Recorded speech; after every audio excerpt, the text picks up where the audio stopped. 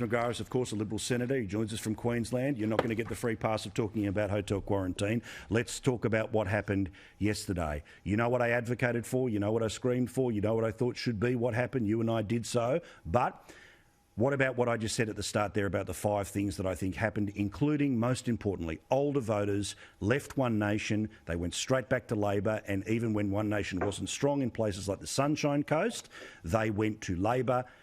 And a lot of people didn't see that Sunshine Coast whole. Paul, you're on the money there in terms of what happened in Queensland. You saw One Nation voters shift from One Nation to Labor, but also what happened is in Queensland it was a vote for incumbency. So most LNP members are going to be returned, most Labor members are going to be returned. Where there are vacancies in seats like Caloundra and Palmerston and Hervey Bay, that's where the real contests are. And I think we'll hold those seats, but it's a vote for incumbency there in terms of the government. It's a rally around the flag vote, which is what happened yesterday. But it's what we saw happen in the Northern Territory, the ACT, New Zealand, and other places around the world. You're seeing a vote for incumbency. And there are a lot of people watching this program tonight, friends of yours and mine, who are hurting. Absolutely. Are really, really hurting. And it's...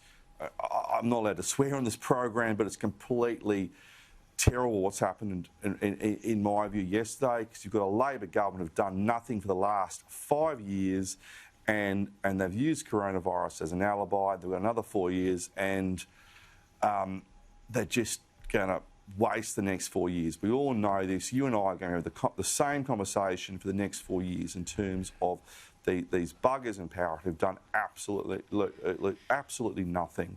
And my message to my party and my members and supporters and everyone who voted for us is like, there's no point us whinging. There's no point us being a bunch of sooks. We've got to pick ourselves up, and the next election campaign actually began last night at 10 p.m. We just got to keep fighting. We cannot surrender to these lefties. And look, I'm completely with you. I'm not giving up anytime soon, right? But I'm also very clear too, which is if Queensland got it right 18 months ago, well, the collective judgment is that they have decided to back this mob in, fairly or unfairly, and there's no sooking going to come from me about the decision. It is a clear decision. Michael Kroger, again, I say it, no sooks, no lefties, all right? So the no sooks part is going to really matter tonight. Put simply, are there some fundamental structural issues that the LNP at a state level in Queensland and even at a state level in Victoria can't really overcome? There's something about the LNP and Liberal Party at the national level having this great machine, great central message, a genuine connection with people, but Labor at the state level seems to have, well, almost a supercharged version of that, fairly or unfairly. What are your no sook versions of what happened last night? Well, that's a question that will take a week to answer. So I'll give you the 30-second version. People are essentially voting for federal Liberal and National Party federally because of the economy and national security issues, and they're voting state Labor because of service delivery. In a nutshell, that's what it is. Correct. But if you look at the deeper issue, and there's the thing you're looking at, without reflecting on Deb Freckleton or any individual, how do you win government? Well, there's only a couple of ways. Exhaustion. The government in power is exhausted. McMahon, 72. Keating, 96. Brumbian, 2010, ran in South Australia after, 16 years, et cetera, Or, and now we get to the or, you have a state opposition, whether it's Liberal or Labor, who are prepared to make enemies and take risks. And the days of, particularly the Liberal Party, trying to run campaigns where you're not prepared to make any, there are no losers, there are no enemies, we're friends with everybody, gliding into office, bruise-free football, that doesn't work. You have to make enemies if you want to get into government, other than by the incumbent government being exhausted.